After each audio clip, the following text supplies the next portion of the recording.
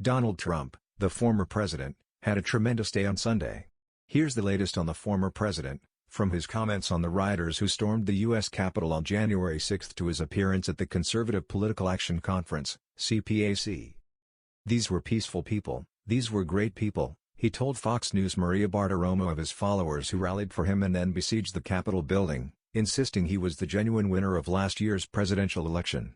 According to Politico, he invoked the word love several times, stressing that this is why the would-be insurgents came to Washington, D.C. "There was too much spirit and faith and love at that gathering," he remarked. He also criticized House Democrats for any violence that occurred, claiming they didn't take the threat of violence seriously that day. Both Trump and Bartiromo suggested there was a cover-up around the death of Ashley Babbitt, a female veteran who was slain by police when storming the Capitol that day. "Who is the person who shot a military woman in the head, an innocent, great, incredible woman?" Trump stated his opinion. "There are no consequences. If it were the other way around, it would be the biggest story in the country. Who was the assailant of Ashley Babbitt? People are curious as to why this is." He referred to her as a hero as well.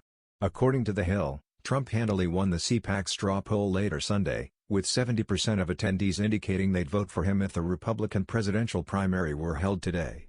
With 21% of the vote, Florida Governor Ron DeSantis finished in second, but when Trump was removed from the race, DeSantis received 68% of the vote. On the final day of CPAC, Trump gave the keynote speech, which you can watch on C-SPAN. He lambasted critical race theory, the media, big tech, and, of course, the present president, according to the New York Post.